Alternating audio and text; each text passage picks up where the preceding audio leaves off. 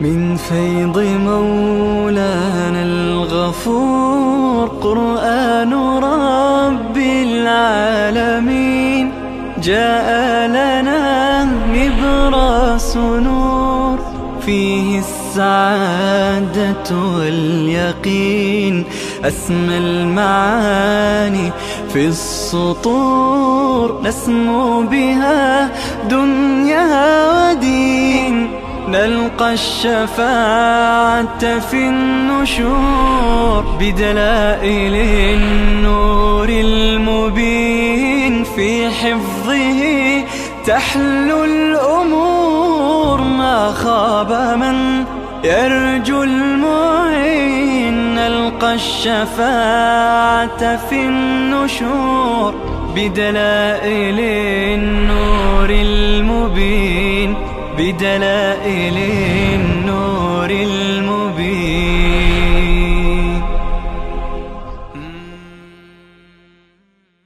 أعوذ بالله من الشيطان الرجيم.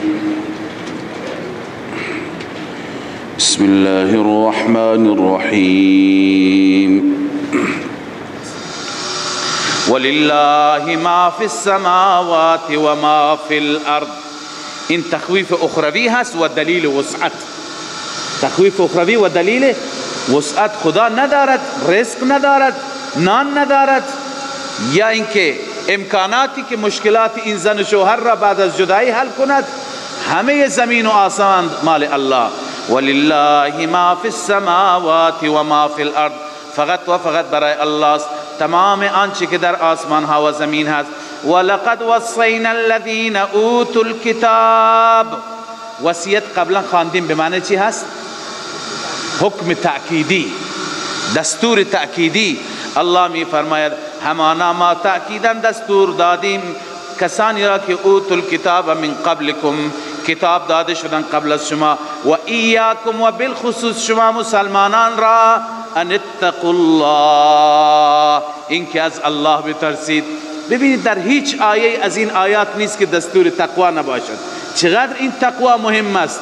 حتی خداوند میفرماید به پیشینیان و بالخصوص به شما مسلمانان اگر تقوا باشد همه مشکلات حل میشه. و ان تکفروا فان لله ما فی السماوات و ما فی الارض. اما اگر شما کفر بکنید، ناسپاسی بکنید، خب الله عزوجل هم پروایی ندارد و به الله ضرری نمی رسانی. چرا؟ علت اون جزای مقدر. فإن لله ما فی السماوات و ما فی الارض. همانا فقط و فقط برای الله است آنچه که در آسمان ها و زمین است. و کان الله غنیا. الله بی نیاز هست، غنی هست، محتاج اطاعت شما نیست، فرمانبری شما نیست. حمیداً ستوده شده است، بندگانی دارد که خدا را ستایش می کند. ولله ما فی السماوات و ما فی الارض و کفا بالله وکیلا. دلیل غنای الله چیه؟ فقط و فقط برای الله است تمام آسمان ها و زمین، یعنی تصرفات، اختیارات، خزائنی که در آسمان ها و زمین هست. و کفا بالله وکیلا. الله کافی است از نظر کارساز، بهترین کارساز برای شما الله است. ان یشاء یذهبکم ایها الناس. این علت اتقو هست. خدا به شما حکم تاکیدی کرده ان اتقوا الله. چرا؟ الله می فرماید چون که خداوند قادر است شما را ببرد گروه دیگر را به جای شما بیارد. هر کاری با شما میتونه بکنه، پس از او بترس. این یشاء یذهبکم، اگر بخواد میبره شما را ایها الناس، ای مردم، و یأتی بآخرین، می آورد نسل دیگر، گروه دیگر را به جای شما. و کان الله علی ذلک قدیرا. این علت ما قبل، الله بر این چیز قادر هست. لذا ببینید رضایت خدا را از دست ندهید. من کان یرید ثواب الدنیا.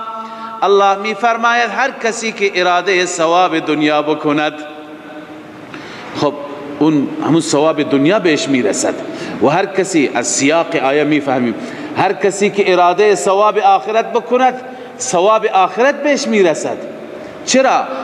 این علت اون جزا هست. فعند الله ثواب الدنیا والآخره، نزد الله ثواب دنیا و آخرت همه در دست الله.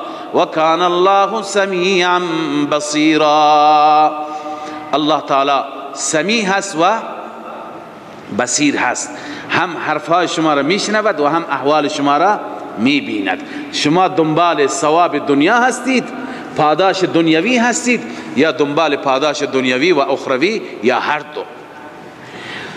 یا ایها الذین آمنوا كونوا قوامین بالقسط شهداء لله ولو على انفسکم. خب این هم تنویری هست بر حکم نهم سلطانی. حکم نهم سلطانی، حکم نهم سلطانی بود که شما گواهی را بدید، گرچه گواهی علی انفسکم بر علیه خودتون تمام بشه، شما در گواهی کوتاهی نکنید، شهادت را آنطوری که حقش هست بدهید.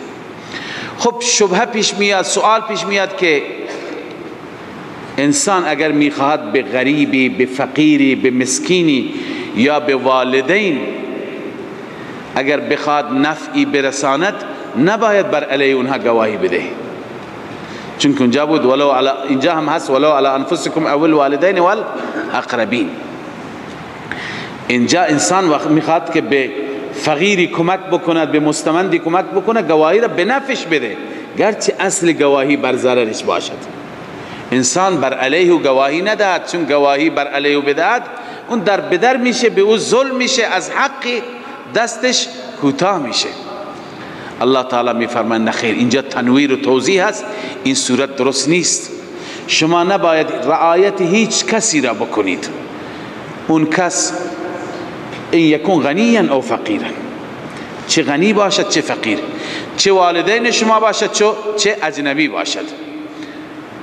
خب این که ضرر میکنه او را به خدا بسپار. خدا چیکار میکند؟ یغنی الله کلا من سعته، خداوند هر یکی را مستغنی میسازد، ضرری متوجه نیست. اینجا علامه خازن در تفسیر این میفرماید والمعنى وکلوا امرهم الى الله تعالی، شما گواهی حق بدهید، بقیه امرشون را به خدا بسپارید. وکلوا امرهم الى الله تعالی فهو اعلم بهم و بحالهم، خدا بهتر میداند نسبت به حال اونها. لذا شما فکر نکنید من گواهی بر علیه پدرم بدهم حق پدری را رعایت نکردم. نه، حق پدری همین است که شما صداقت داشته باشید. یا گواهی اگر بدهم بر علیه یتیم، به یتیم ظلم میشه. نه، الله می فرماید یا ایها الذین آمنوا كونوا قوامین بالقسط، ای مؤمنان شما قائم بالقسط باشید، یعنی انصاف و عدالت را چی بکنید؟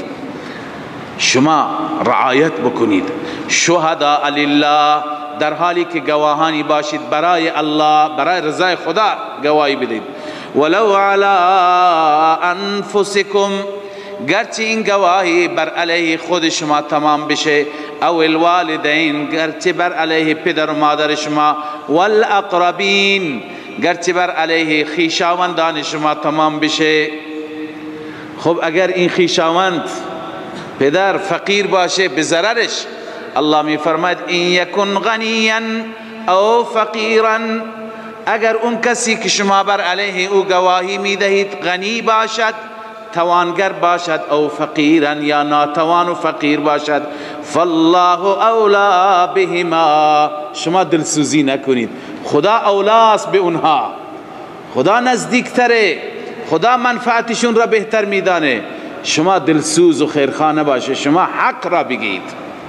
فلا تتبعوا الهوى ان تعدلوا، شما پیروی هوایتان نکنید از اینکه عدالت کنید. شما پیروی هوا نکنید از اینکه چی؟ عدالت بکنید، بلکه شما پیروی حق را بکنید، نه پیروی هوا. این ان تعدلوا دو معنی میتونه داشته باشه، یکی به معنای عدول، به معنای اعراض از حق. عدول یعنی چه؟ عدول اعراض از حق. یا اینکه ان تعدلو از عدول نیست، از عدل هست که ضد جور هست، ضد ظلم هست. در هر دو صورت مضاف اینجا مقدره. ان تعدلو وقتی به معنی اعراض باشد میشه که فلا تتبعوا الهوى ان تعدلو، یعنی ارادت ان تجورو، شما تجورو همین ظلم، شما از هوایتون پیروی نکنید. چطور انسان از هوا پیروی میکند؟ به اراده اینکه ظلم کند. یا اینکه تعدلو وقتی که به معنی عدل باشد محبت ان تعدلو، شما از هوا پیروی نکنید به محبت اینکه بگید من عدل میکنم، نه، این عدلی که در واقع این عدل به پیروی از هوا باشد یا ظلمی که شما میخواید جلوی ظلم را بگیرید پیروی از هوا باشد به درد نمیخورد. و ان تلووا او تعرضوا، اگر شما برگردید گردن خودتون را کج بکنید، همون به معنی اعراض میاد، او تعرضوا یا اعراض کنید، فإن الله كان بما تعملون خبيرا، همانا الله عزوجل به آنچه که شما عمل میکنید خبر دارد.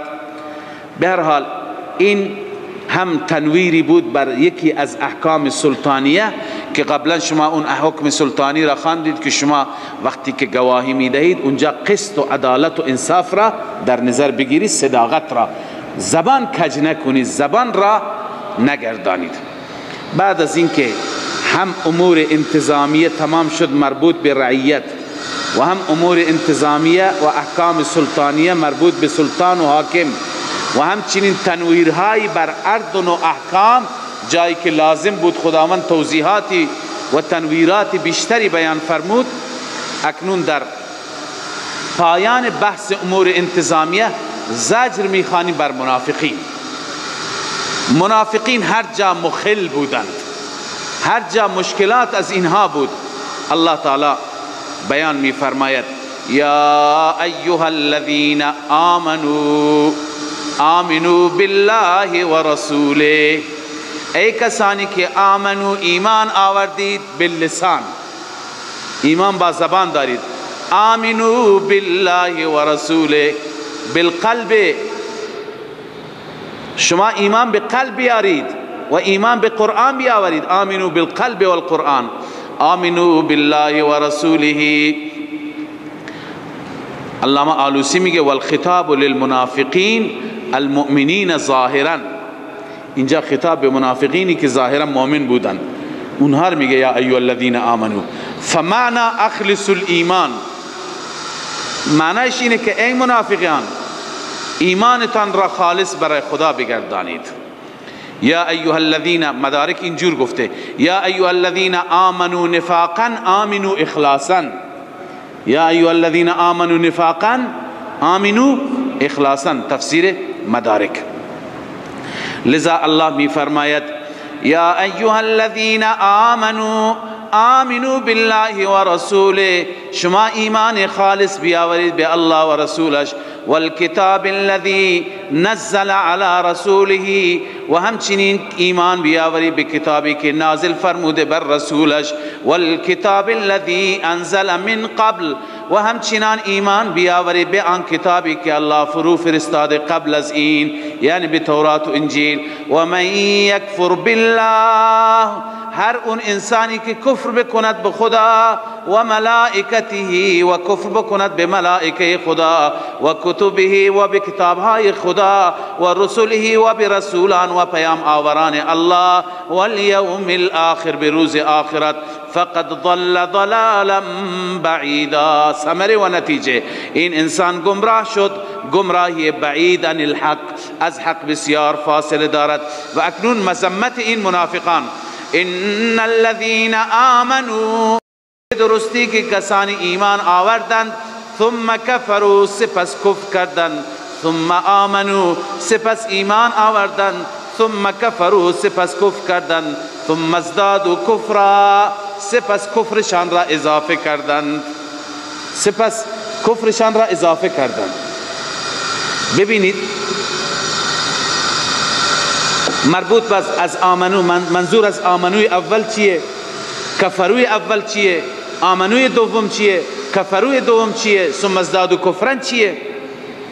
علما و مفسران می‌نویسن که هر یک از این آمنو و کفرو مصداق ندارد. آمنو فلان وقت ایمان آوردن، بعدا فلان وقت کفر کردن، فلان وقت دوباره ایمان آوردن، نه، بلکه این کنایه از تذبذب است، تزلزل است، تردد است. هی یک روزی که میبیند که شرایط ایمان برابره در صف مسلمانان، یه وقتی میبینه مسلمانان ضعیفه در صف یهودی ها، یه وقتی میبیند که غنیمتی هست بهرحال جلو جلو پیشا پیش، یه وقتی میبینه که مشرکین همه جمع شدن، اون وقت با مشرکین ارتباط خصوصی دارد. پس مراد ایمان خاص و کفر خاصی نیست، بلکه مراد چی است؟ تردد و تذبذب هست. قال القفال رحمه الله وليس المراد بیان هذا العدد.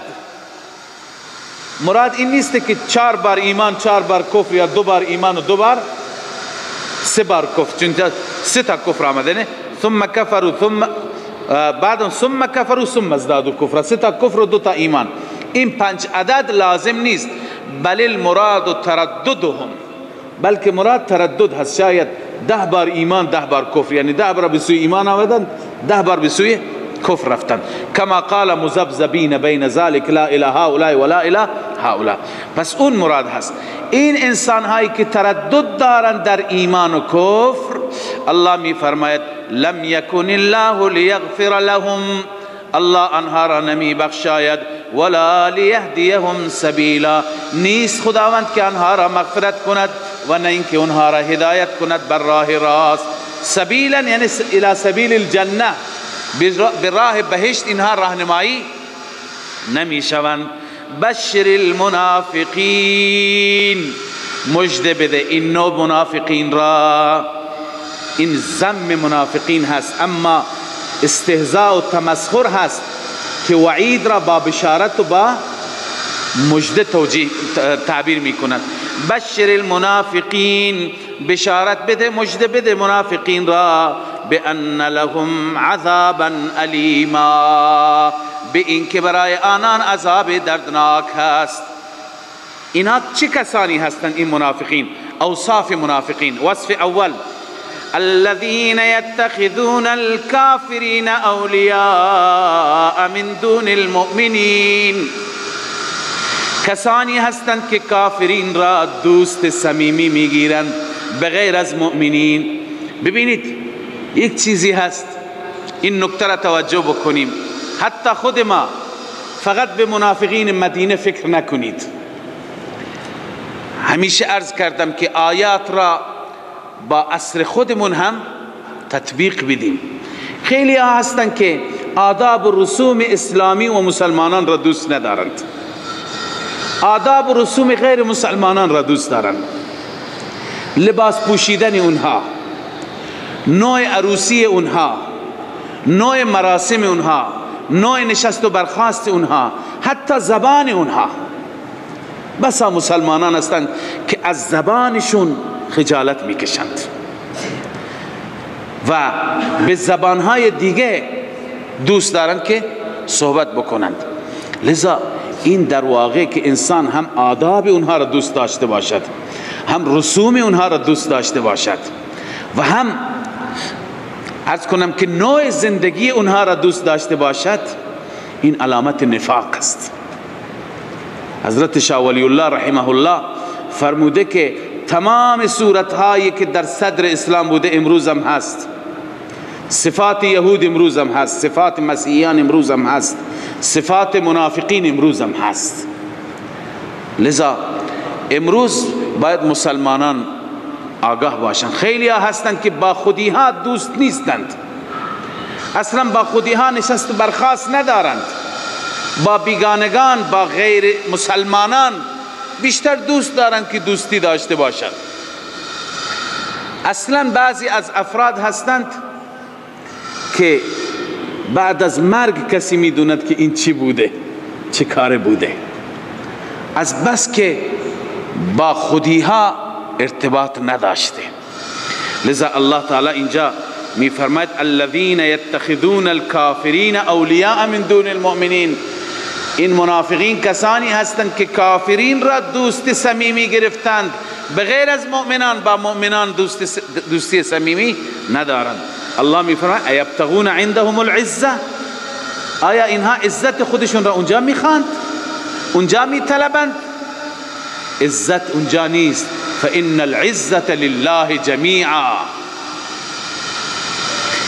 همانا عزت فقط و فقط برای الله است، جمیعا همه عزت. لذا شما باید عزت را از الله بخواهید. الله چطور عزت میده؟ راهی که خدا تعیین کرده اون راه را بپیمایید.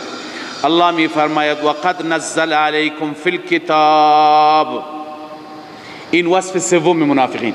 وصف دوم این است که با مسلمانان دوستی نمیکنن، با کفار دوستی دارن.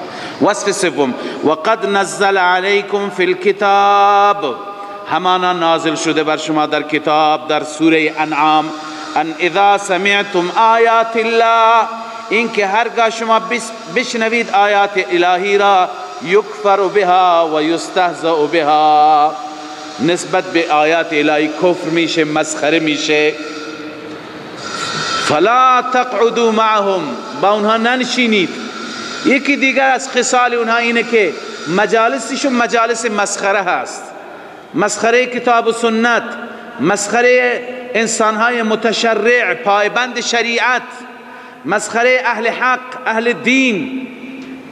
لذا الله می فرماید فلا تقعدوا معهم، با اونها ننشینید. آیا کلا قطع رابطه کنیم؟ نه، نشستن شما شاید برای اونها مفید بشه، اصلاح بشن. لذا حتی یخوضوا فی حدیث غیره، حتی که آنها وارد بشوند در سخنی دیگر. انکم اذا مثلهم، علت نهی، اگر شما نشستید به سخنان اونها گوش کردید، به خنده اونها قهقه زدید، با اونها همرنگ شدید، شما مثل اونها میشید. شما که مثل اونها بشید، خداوند روز قیامت همه کافرین و منافقین را یک جا جمع میکنند. ان الله جامع المنافقین والکافرین فی جهنم جمیعا، همانا الله جمع میکند منافقان را و کافران را در جهنم همگی را. الذين يتربصون بكم، الله می فرماید وصف دیگر منافقان کسانی هستند که برای شما انتظار میکشند، انتظار نزول حوادث، انتظار اتفاقات بد. هرگاه بشنوند که مسلمانان ضربه خوردن خوشحال میشن،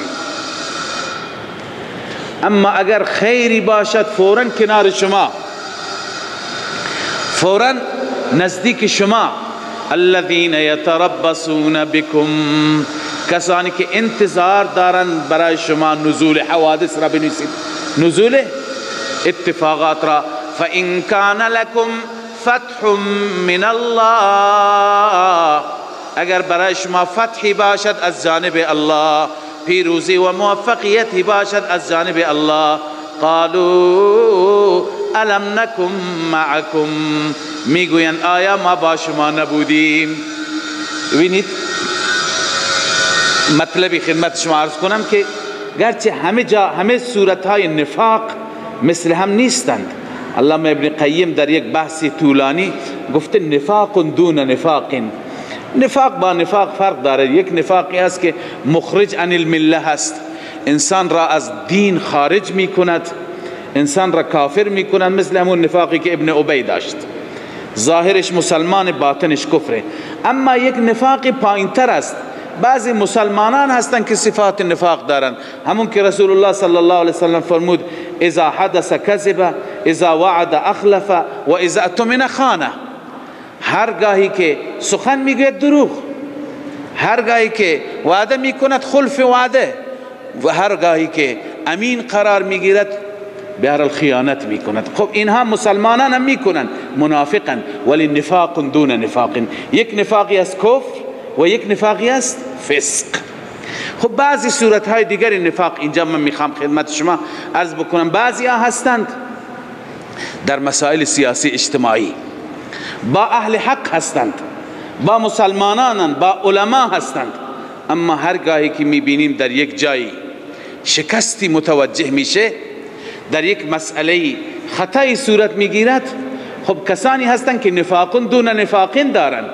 منافق به معنی کافر نیستند ولی صفات نفاق را دارند.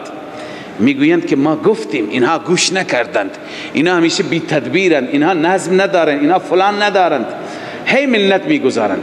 اما وقتی که موفقیتی باشد، وقتی که خدای عزوجل یک موقعیت اجتماعی به اهل حق میده که حرفشون جایی رو دارد، لذا میبینیم این افراد صف اول هستند، دستبوس هستند. لذا اینها صفات هست که در شرایط بد دوری میکنند، در شرایط خوب نزدیکی این هست. نفاق دون نفاقین، اون نیست ولی پایین تر از اون هست. لذا مسلمان همیشه و کسی که در کنار اهل حق است با خوشیش خوشحال بشه، با غمش ناراحت بشه، نه اینکه به وقت غم و ناراحتی خودش را دور. یک وقتی شرایطی هست هیچ که نزدیک نمیاد و از دور پیام میفرستم ما با شماییم، ولی میترسم برایشون مشکلی پیش بیاد، موقعیتشون به خطر، ولی یک زمانی هستن که پیشا پیش هستن. لذا ببینید به نوعی تشابه هست. الله میفرماید الذین یتربصون بکم، کسانی که انتصار دارن به شما حوادث را، فإن کان لکم فتح من الله، اگر برای شما فتحی باشد از جانب الله، اگر غنیمتی باشد، اگر خیری باشد، اگر موقعیتی باشد، قالوا الم نکن معکم، آیا ما با شما نبودیم؟ ما هم از شماییم. و ان کان للکافرین نصیب، اگر برای کافرین نصیبی باشد، اونجا پیش کافرین میرن چی میگن؟ میگن ما بودیم سبب شکست مسلمانان شدیم، ما اونجا اونها را به هم انداختیم، صفایشون را به هر حال متفرق کردیم. قالوا الم نستحوذ علیکم، آیا ما بر شما مسلط نشدیم؟ و نمنعکم من المؤمنین، شما را از مؤمنین باز داشتیم، یعنی نگذاشتیم مؤمنین پیروز بشند، ما سبب شکست اونها شدیم. الله تعالی می فرماید اینهایی که دوگانه رفتار میکنند، اینهایی که دو رنگ و هم چند رنگ هستند، الله می فرماید فالله یحکم بینهم، ثمره اخروی الله داوری میکند، قضاوت میکند بین اینها. بنویسی عملا یحکم، عملا روز قیامت الله تعالی فیصله میکند. ولن یجعل الله للکافرین، الان الله تعالی تسلی میده مؤمنان را، مؤمنان شما پریشان نباشید. ولن یجعل الله، هرگز قرار نداده الله برای کافرین بر مؤمنین سبیلا، راهی غلبه، یعنی کفار هیچ وقت بر شما غالب نمیشوند، کفار هیچ وقت بر شما نمیتونن بتازند.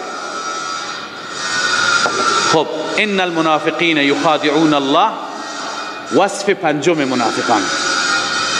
الله میفرماید ان المنافقین یخادعون الله، همانا منافقین به زعم خودشان خدا را فریب میدن.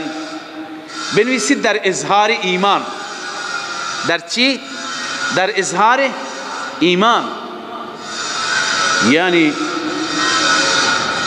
اظهار میکنه ایمان را در حالی که خدا میدوند، فکر میکنه خدا نمیداند، در حالی که و هو خادعهم، خداوند فریب دهنده اونهاست. ببینید الله عزوجل از فریب پاک است، العیاذ بالله از مکر و فریب چیه؟ پاک است. پس اینجا و هو خادعهم چرا خداوند فرمود؟ این را در مقابل خدای اونها گفت و مکروا و مکر الله، چون که در کنار مکر واقع شده میگه مکر الله، تدبیر خدا را به مکر یاد میکنه. خدای اونها را یاد کرد، بعدا تدبیر خدا به چی یاد میشه؟ به خدا. مثل جزاء سیئة سیئة، قبلا هم خدمت شما گفتم، آیا کسی انتقام بدی را بگیره میگه بده؟ نیست، ولی به خاطر عرض کنم که مشاکلت و مجاورت همون تعبیر چی شده؟ بکار برده شده. الله می فرماید ان المنافقین یخادعون الله و هو خادعهم، در حالی که الله اونها را چی میکند؟ فریب میده. یعنی چه؟ یعنی الله تعالی اونها را عذاب نمیده، اونها در صف مسلمانان میان، خداوند افشا نمی کند، رسوا نمی کند، اونا فکر میکنه خدا نمیدونه. الله از همه چیز خبر دارد. و اذا قاموا الى الصلاة قاموا کسالا. ببینید اینها صورتهای نفاق هستند. نفاق عملی داریم، نفاق اعتقادی داریم. متاسفانه در ما مسلمانان این صفات نفاق عملی پیدا میشن.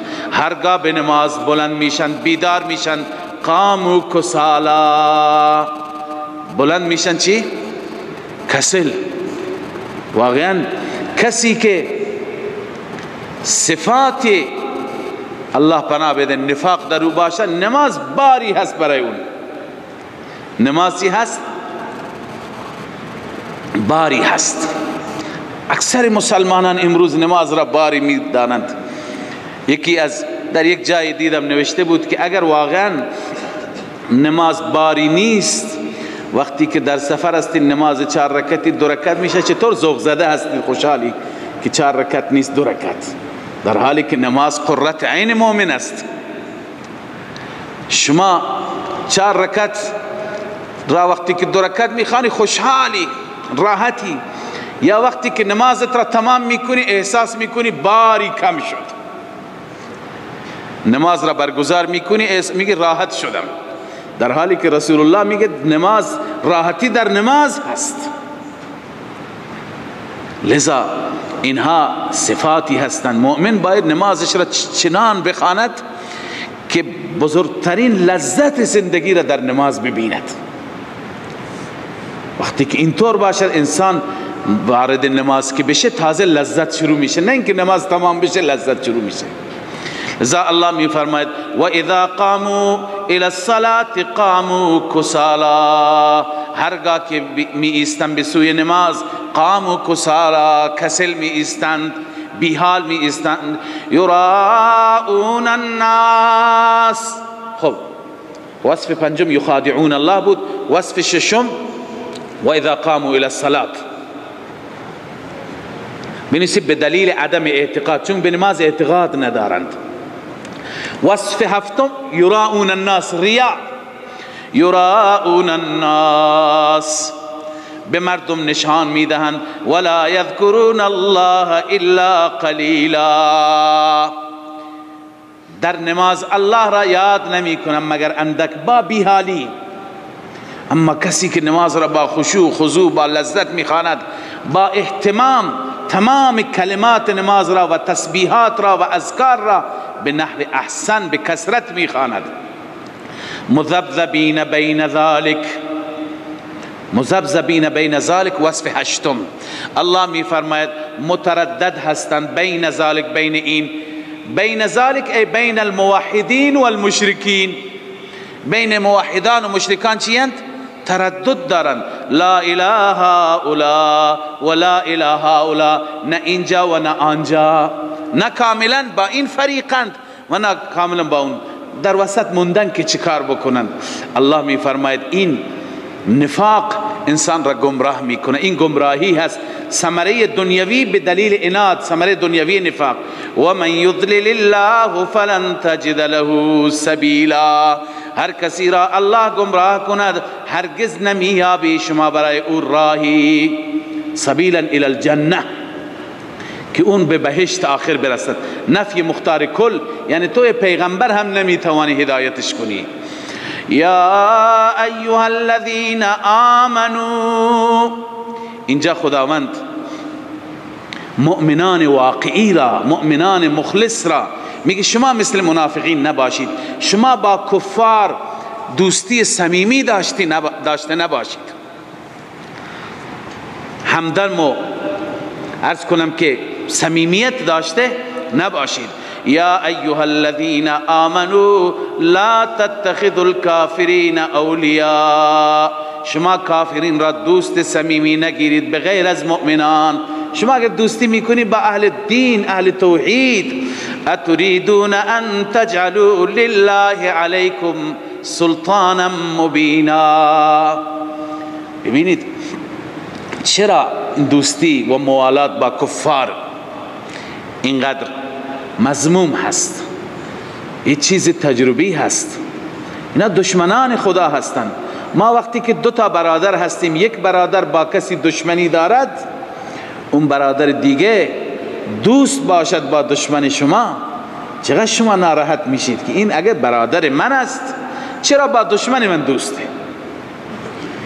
وقتی که ما بنده خدا، مخلص خدا، مؤمن به خدا، مطیع خدا باشیم، چرا با دشمن خدا، اون کسی که خدا را قبول ندارد، اون کسی که نسبت به خدا شریک قائل است، ما با او صمیمیت داشته باشیم؟ خب گاهی خواندیم قبلا که مسائل کاری، باری، تجاری اونها جای خود، اما صمیمیت، چنان صمیمیت که انسان متأثر بشه از احوالشان، متأثر بشه از عادات و زندگیشان و اونها را در زندگی خود پیاده بکنه.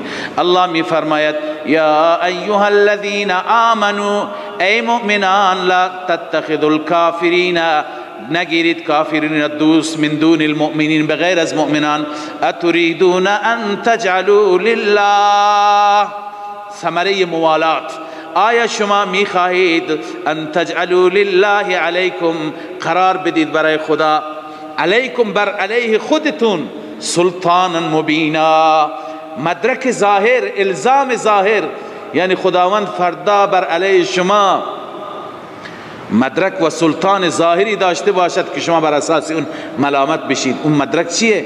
با دشمن خدا دوستی کردن. لذا این کار منافقین است، کار شما مخلصین نباشد. ثمره منافقان را ببین و از اون عبرت بگیر. ان المنافقین فی الدرک الاسفل من النار، بدون شک منافقان در طبقه پایین ترین از آتش جهنم هستند. اونجا جای منافقین. شما مخلصید، شما مثل اونها نباشید. ولن تجد لهم نصیرا، هرگز نمیابند یا نمیابی تو ای پیغمبر برای آنان یاوری، مددگاری، نفی شفاعت قهری، هیچ کسی نیست که اونها را کمک بکند. الا الذین تابوا، مگر اینها استثناء هستند. بشارت هست و همچنین تشویق و ترغیب منافقان به توبه هست. الا الذین تابوا، مگر کسانی که توبه بکنند از نفاق و کفر و اصلحوا، اصلاح بشند، یعنی دوباره از تکرار گذشته را نکنند. و اعتصموا بالله، به الله و به دین خدا و به کتاب خدا چنگ بزنند.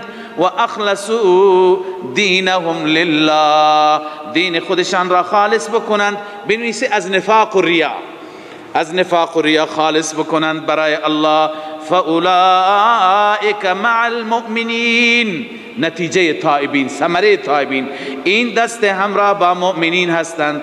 بنویسید در درجات جنت، اینها در جنت، در طبقات جنت با مؤمنین خواهند بود. و سوف یؤتی الله المؤمنین اجرا عظیما، ان قریب الله تعالی میدهد به مؤمنان پاداشی عظیم در آخرت. بیشتر وعده های الهی برای مؤمنان در آخرت است و کمتر در دنیا. لذا الله در آخرت به مؤمنان اجر و پاداش بزرگ میدهد. ما یفعل الله بعذابکم، اینجا خداوند تشویق به توبه کرد، نه الا الذین تابوا. هر جا خداوند تشویق به توبه میکند. خدا دوست دارد بندگانش توبه بکنند، رجوع کنند به سوی خدا، برگردند به سوی حق. چون که خدا میفرماید من که شما را عذاب بدهم به من چه سودی میرسد؟ چرا عذاب بدهم در صورتی که شما سپاسگزار باشید و مؤمن باشید؟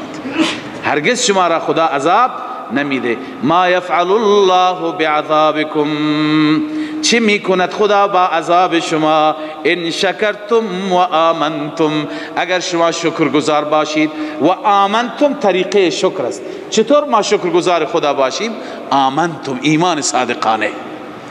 ایمان درست و صادقانه چی میشه؟ سبب شکر. و کان الله شاکرا علیما، اگر ایمان داشتید شاکر بودید خدا هم شاکر خواهد بود، یعنی قدردان. کان الله شاکرا، خداوند هم قدردانی میکند از ایمان شما، از اخلاص شما، از عمل صالح شما.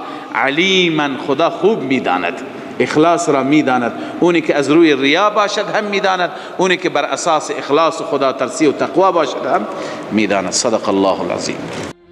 من فيض مولانا الغفور قرآن رب العالمين جاء لنا نبراس نور فيه السعادة واليقين أسمى المعاني في السطور نسمو بها دنيا ودين نلقى الشفاعة في النشور بدلائل النور المبين في حفظه تحلو الأمور ما خاب من يرجو المعين نلقى الشفاعة في النشور بدلائل النور المبين بدلائل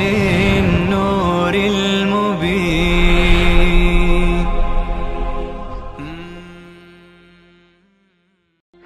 من فيض مولانا الغفور قرآن رب العالمين جاء لنا نبراس نور فيه السعادة واليقين